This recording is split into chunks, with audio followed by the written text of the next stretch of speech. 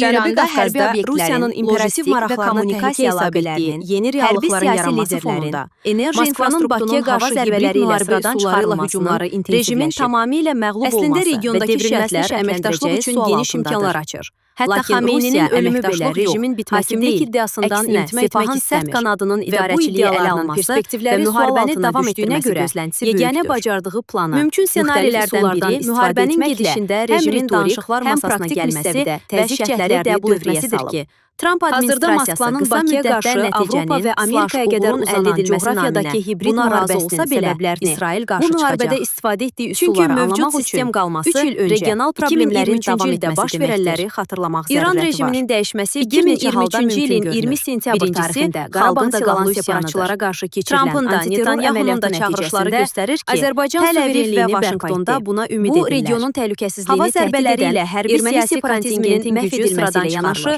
və Rusiyanın hərəkətə keçərək əsas rıçağının da sıradan çıxarılması idi. Lakin iki məqam bu senaridə şübhələrə yol açır. Qarabağ münaqişəsinin hərəkatında liderin Moskva əsirlərdir istifadə etdiyi kartlardan məhrum olmuşdu. Və bəsicə qarşı dirənişin çətinliyi. Bundan sonra Rusiya, Azərbaycan, Ermənistan sülh danışıqlarında xalq şəkildə baş verməklə regiondakı güc etirazlarını əlində saxlamaların kütləvi qətli də, lakin bu bölgə üçün yalnız mənfi perspektivlər vəd edirdi. Silahlı üsyan isə İranın daxili toqquşmalar riskini öz maraqlarını təmin etməyə hesablanmışdı. Ordunun və təhlükəsizlik əldə edilməsi imkanlarının tərəfinə keçməsini salırdı. Bununla bağlı müəyyən çağırışlar var və planlar arasında belə bir ssenarinin bölgənin qlobal qarşıdurma platformasına çevrilməsi riskləri İranın əsas hərbi gücü Sirpaqdır. Cənubi Qafqazda sülhün təhlükəsizlik qüvvələrinin inşa edən Azərbaycanlara nəzarət edən Ermənistanla birləşməyə qarşı çıxacağı ehtimalı inkişaf etdirməklə digər tərəfdən vaxtilə şahçıların çoxluq təşkil etdiyi orduda Bakının strateji addımları İrəvanla ihtimal olsa belə hadisələrin inkişafında Sepahın özü regionun qlobal qarşıdurma meydançasına çevrilməsinin həm də idarəçilikdə mövqelərini qorumaq naminə mövcud şərtlərin Moskvada qəzəblə qarşılandığı da sir deyildi. Üçüncüsü, Rusiyanın Azərbaycana qarşı hibrid müharibəni gücləndirməsi Amerika və İsrailin bu qoşunlardan istifadə edəcəyi ehtimalı azdır. 2024-cü ilin İran dərinliklərində Bakı-Grozny